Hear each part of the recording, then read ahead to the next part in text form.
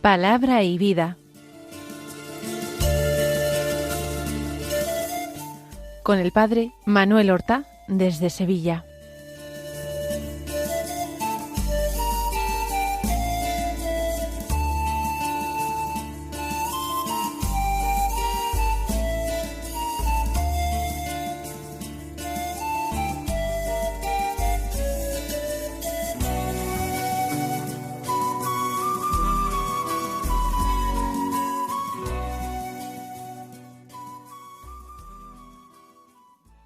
En el nombre del Padre, y del Hijo, y del Espíritu Santo.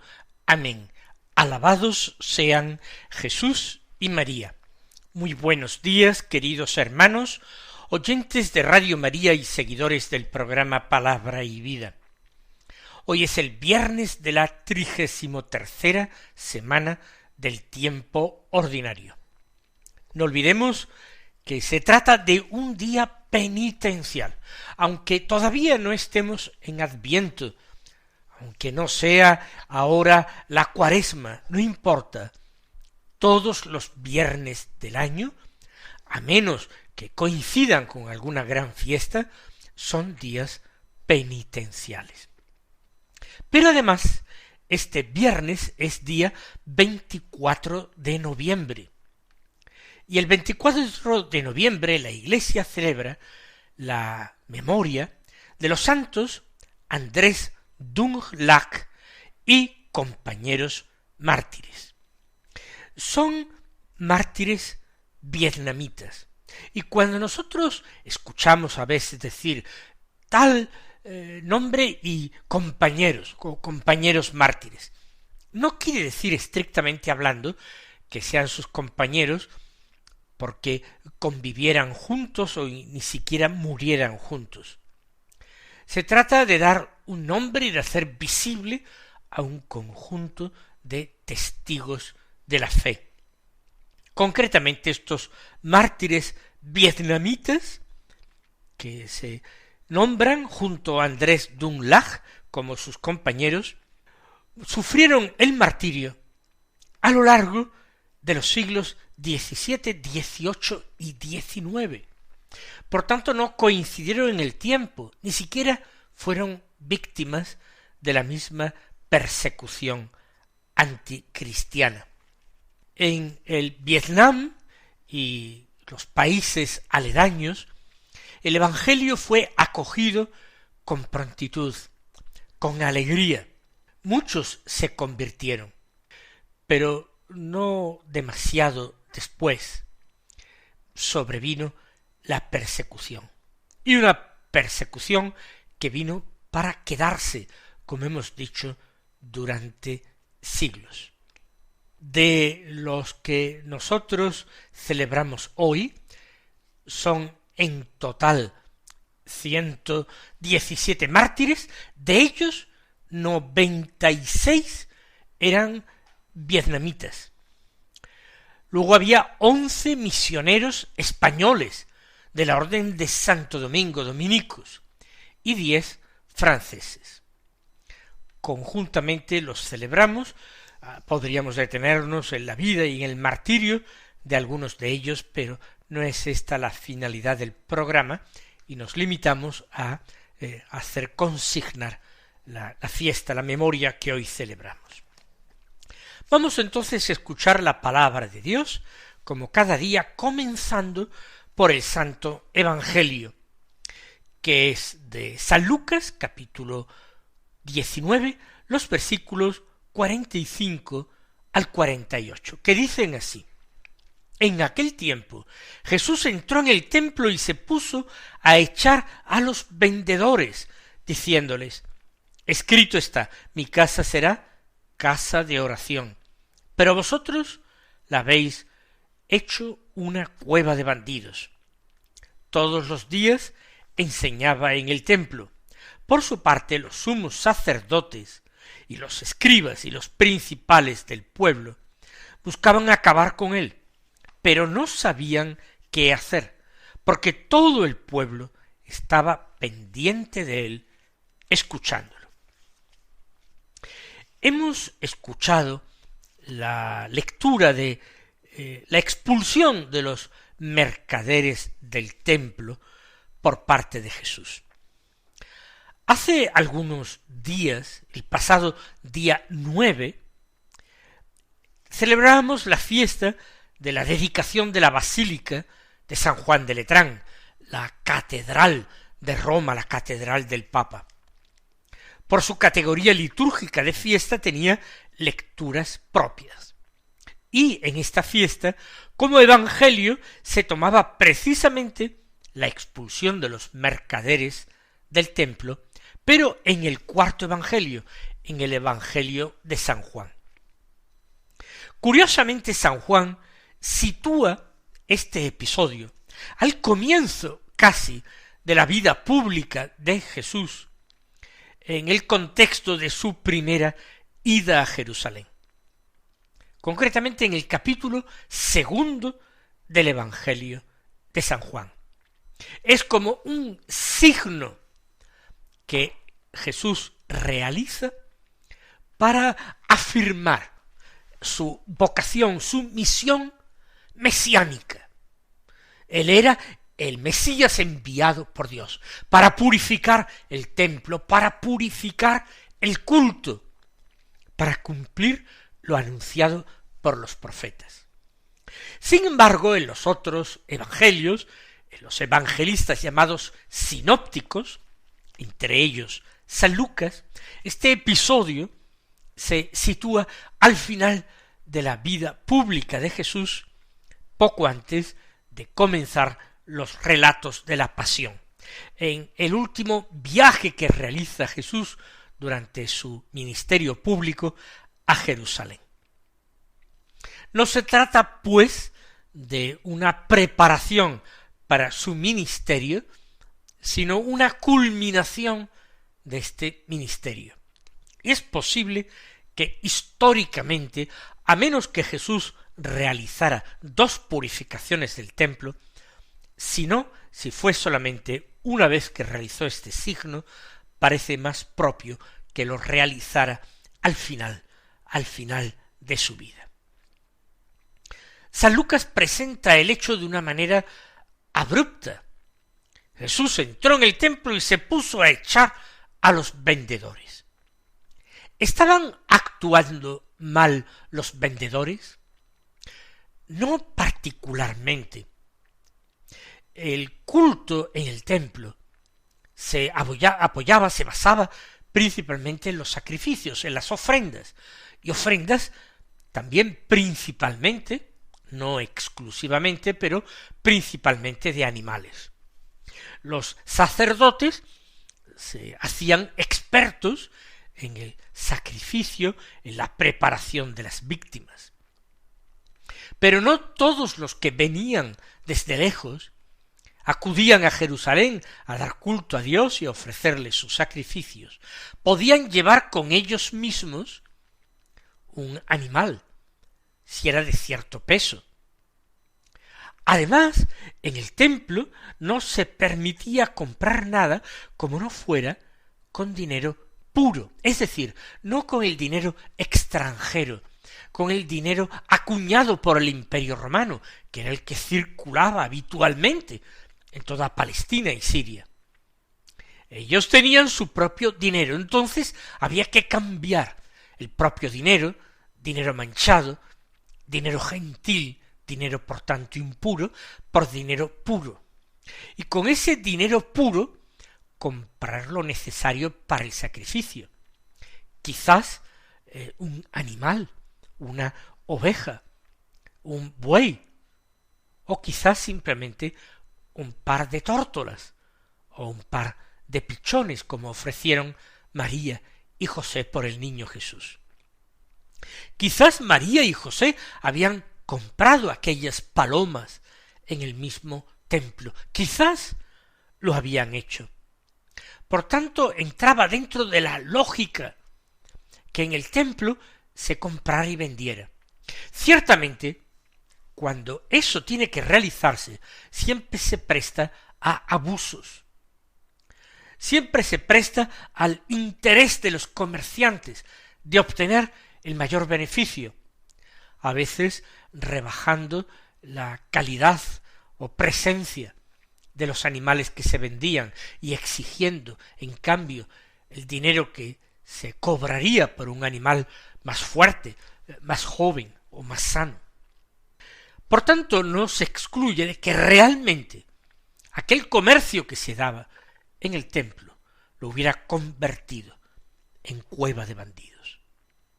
Jesús, de hecho, cita una profecía para realizar otra. Mi casa será casa de oración. Sí, es el lugar donde se ofrecen sacrificios a Dios, pero se ofrecen sacrificios para entrar en comunión con Dios, en relación con Dios. Y lo importante no es el medio, que es el sacrificio. Lo importante es el fin, la relación con el Señor, la amistad con Él, la comunión con Él. Por eso, mi casa será casa de oración, porque la oración es el ámbito privilegiado en que esa amistad con Dios se vive. La oración es ese marco donde la comunión con Dios se hace efectiva, real, comunión de pensamientos, de afectos y sobre todo de voluntades. Sin embargo, Jesús acusa, la habéis convertido en una cueva de bandidos.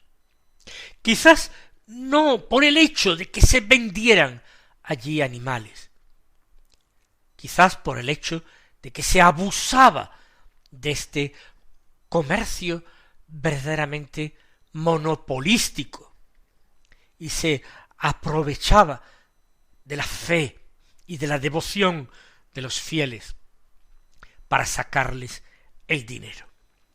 Otros evangelistas, los evangelistas sinópticos, dan más detalles más concretos, más pintorescos incluso. Sin embargo, es así de escueto el evangelista San Lucas, el más breve. Inmediatamente después de esto, San Lucas añade lo siguiente: todos los días enseñaba en el templo. Jesús permanece varios días en Jerusalén durante los días de la fiesta y aprovecha el momento en que multitudes de judíos se reúnen en Jerusalén para la celebración de la Pascua. Y aprovecha este momento para enseñar. A esto se ha dedicado toda su vida pública, en enseñar a los hombres el camino hacia Dios, el camino para agradar a Dios y cumplir su voluntad, para enseñar a los hombres a rezar y a vivir esta amistad tan desigual con Dios. Todos los días enseñaba en el templo sin desperdiciar ninguno, a pesar de la cercanía de su pasión y de su muerte. Con razón, sus discípulos le dieron muy pronto el título de maestro. Así lo llamaban, maestro. Si Jesús hace esto, enseñar todos los días, remarca San Lucas, ¿qué hacen sus enemigos? Por su parte, los sumos sacerdotes, los escribas y los principales del pueblo buscaban acabar con él. De nuevo, San Lucas es muy directo, va al grano. Es totalmente cierto esto. Y describe San Lucas, quizás porque él era de origen gentil, es decir, de origen no judío, y escribió tal vez para cristianos de Antioquía o de otros lugares, algunos sí procedentes del judaísmo, pero otros procedentes del paganismo, de la gentilidad. Y entonces detalla los grupos que forman la clase dirigente de Israel en tiempos de Jesús, y que componen el Sanedrín. Enumera los sumos sacerdotes, los escribas y los principales del pueblo. En más de una ocasión he dicho que los sumos sacerdotes son los sacerdotes que residen en Jerusalén. Siempre habían estado más apegados al poder y se encargaban de la custodia del templo y de la organización de su culto. Otros sacerdotes dispersos por todo el país acudían solamente periódicamente cuando le tocaba el turno a los de su familia, a los de su clan, y pasaban algunos días y luego marchaban a sus casas, mientras que los sumos sacerdotes, los sacerdotes de Jerusalén, estaban allí siempre, eran los que administraban las riquezas del templo y presidían gran parte del culto que tenía lugar allí.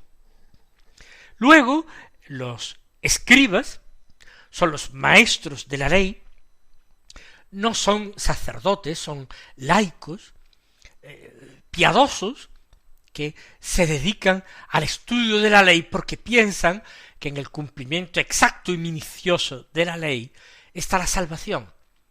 Cuando la ley sea vivida y cumplida, vendrá el Mesías y restablecerá el reino de Israel. Y por último, como dice San Lucas, están los principales del pueblo, aquellos a los que los evangelistas sinópticos llaman los ancianos, o los ancianos del pueblo, que son los patriarcas o jefes de las familias nobles de Israel, grandes terratenientes, habitantes de buenas casas, palacios, incluso en la ciudad de Jerusalén. Ellos que tienen derecho a formar parte, como hemos dicho, de ese órgano supremo de administración de justicia y de gobierno de Israel, que es el Sanedrín.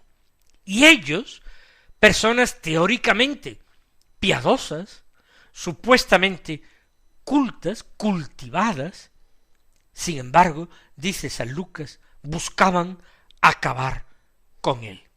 Quizás se sienten amenazados por Jesús, que es maestro de una manera infinitamente más auténtica y que ejerce un magisterio extremadamente superior al de los escribas. Jesús, que se permite andar con una soberana libertad por el templo y fuera de él, sin ser sacerdote ni de familia sacerdotal. Buscan acabar con él, quizás porque se sienten amenazados, porque el gesto que Jesús ha realizado de reivindicación de su condición de Mesías, dándole la pureza al templo, esa pureza perdida, pues quieren acabar con él. El problema es que no saben cómo hacerlo, porque, añade San Lucas, todo el pueblo estaba pendiente de él, escuchándolo. Tendrán que acudir a la traición y al traidor. Tendrán que acudir a las artimañas, a la oscuridad, a la noche, un día, para prenderlo. Pero nosotros vamos a pedirle al Señor que esa casa espiritual, que somos nosotros mismos, templo del Espíritu, morada de Dios, que nosotros también sepamos limpiarnos y purificarnos y reordenar nuestras prioridades y darle a Dios lo que es de Dios, ya que también con gusto a veces damos al César lo que corresponde al César.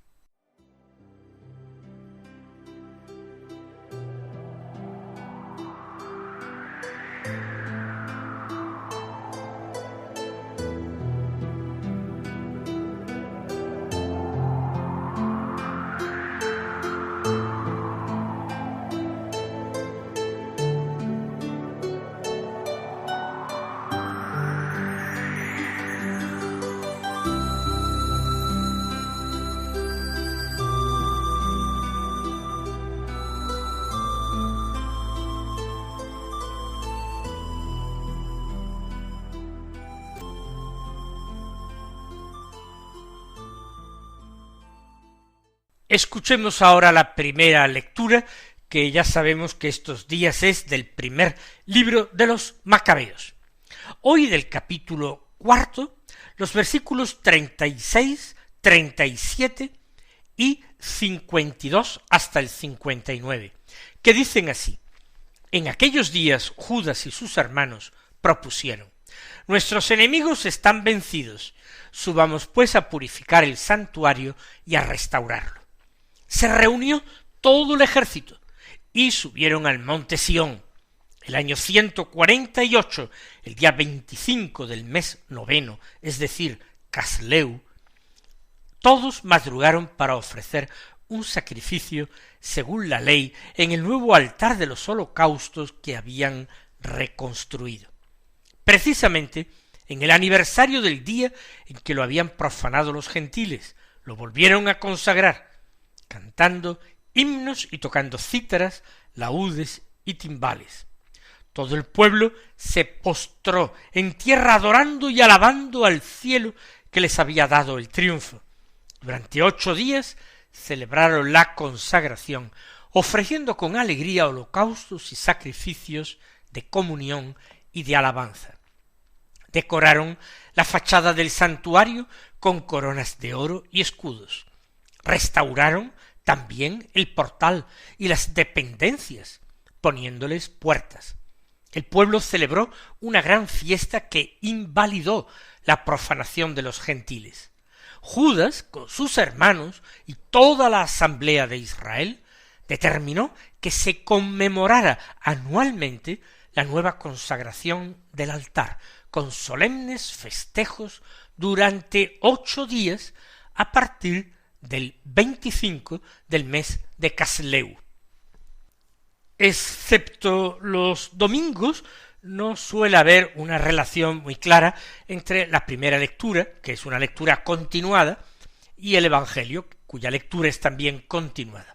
Pero hoy, sin que tengamos lecturas específicas, elegidas por alguna fiesta particular, encontramos una curiosa coincidencia. Jesús purifica el templo, profanado por haber sido convertido en cueva de bandidos, y en el libro de los Macabeos, Judas, Macabeo y sus hermanos purifican igualmente el templo profanado por paganos.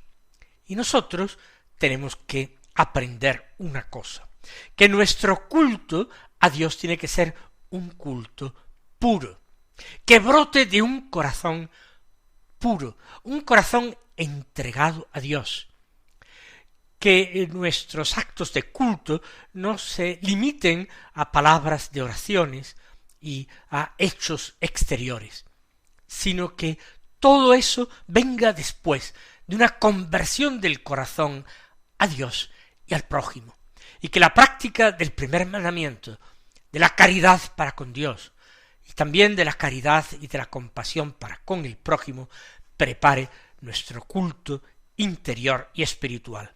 El Señor os colme de sus bendiciones y hasta mañana si Dios quiere.